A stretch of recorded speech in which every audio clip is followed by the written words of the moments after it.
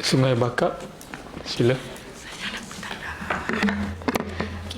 Datuk Seri Yang di-Pertua, saya berdiri di sini hari ini untuk membawa satu perbahasan yang menyentuh hati nurani rakyat, khususnya insan-insan yang menjadi nadi pembangunan rohani negeri. Guru Khafa, Imam Bilal dan Tok Siap. Ini bukan sekadar soal elang, tetapi soal pengiktirafan, keadilan dan maruah mereka yang berkhidmat untuk agama tanpa jemu.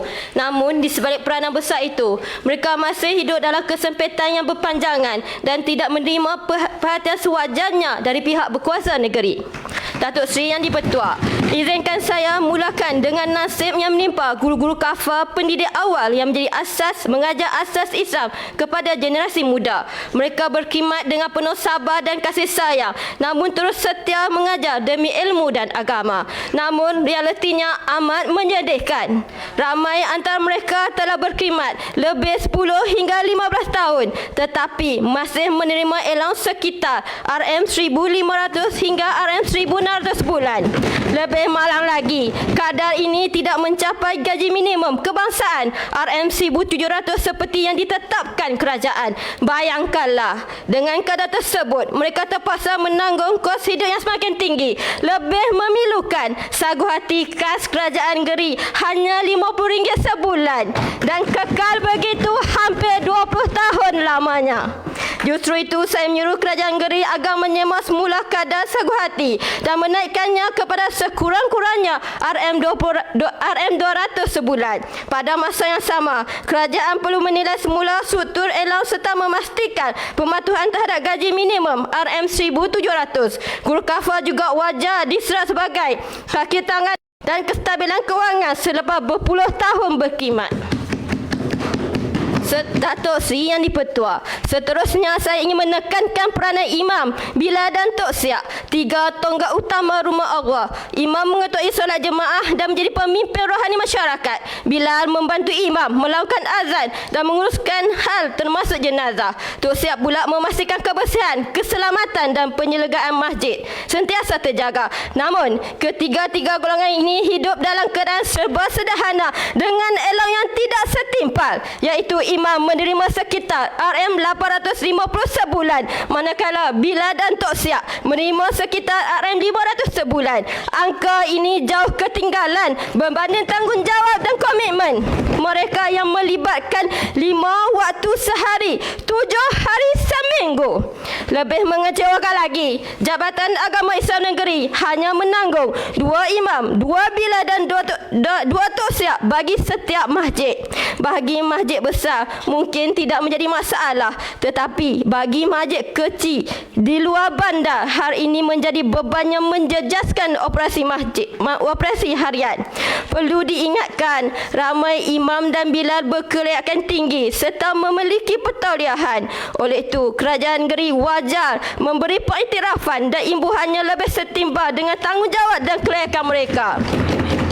Saya mencadangkan elok imam dinaikkan kepada RM1,200 sebulan, manakala Bilal dan Tok Siap diselaraskan kepada RM800 sebulan.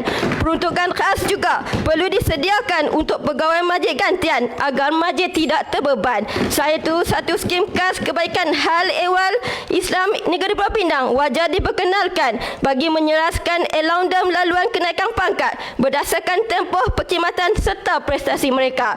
Datuk Seri Yang di-Pertua, dengan penuh rasa tanggungjawab, saya menyuruh Dewan Yang Mulia ini untuk menyokong perbahasan ini dan mendesak kerajaan negeri agar menyemak semula kadar elang dan sagu hati semua pegawai agama di bawah jaib.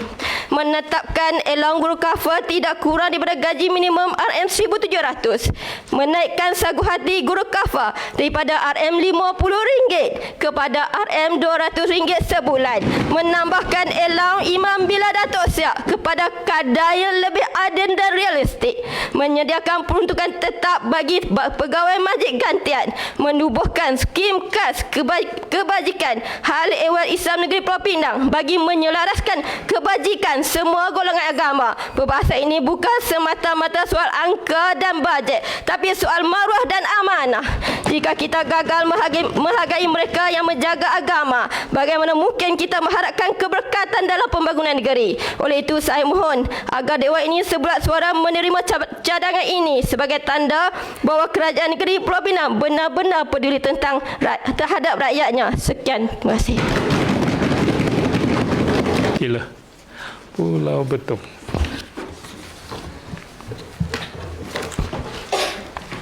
Salam sejahtera dan salam madani 2030. Terima kasih Datuk Seri. Okay, hari ini saya ingin menyoroti satu isu yang semakin mendesak di Pulau Pinang, iaitu pendatang asing. Kehadiran mereka di kawasan-kawasan tertentu telah menimbulkan pelbagai masalah yang perlu ditangani dengan segera oleh kerajaan negeri. Pertama, mari kita lihat dari segi keselamatan.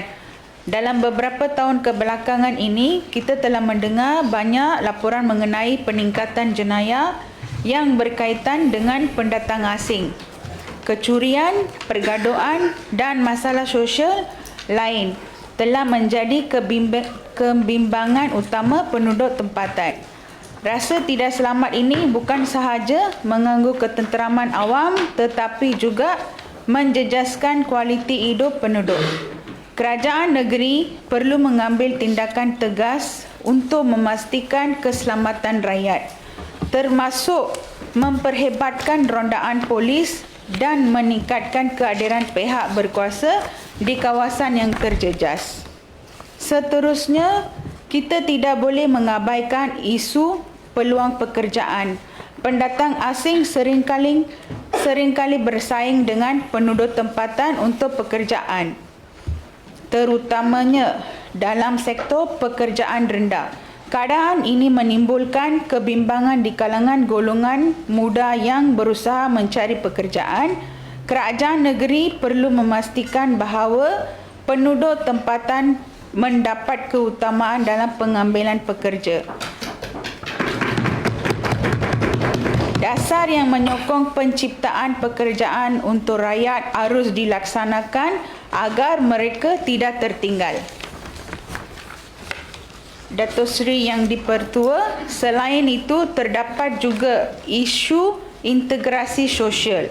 Ketegangan antara pendatang asing dan penduduk tempatan boleh membawa kepada perpecahan dalam masyarakat. Kita harus ingat bahawa perpaduan adalah kunci kepada kemakmuran. Kerajaan negeri perlu berperanan dalam memupuk hubungan yang baik di antara kedua-dua kumpulan ini melalui program-program kesedaran dan aktiviti yang mengalahkan interaksi positif. Ini bukan sahaja akan membantu mengurangkan sikap prejudis tetapi juga akan membina masyarakat yang lebih harmoni.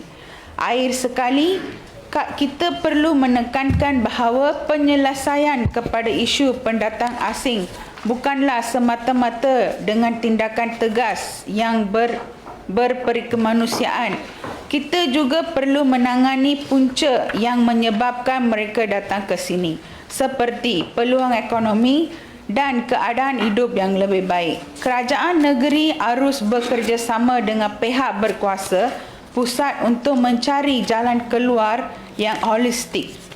Datuk Seri Speaker, kesimpulannya, isu pendatang asing sama ada mempunyai permit atau haram di Pulau Pinang memerlukan perhatian serius dan tindakan kawalan yang berkesan daripada kerajaan negeri.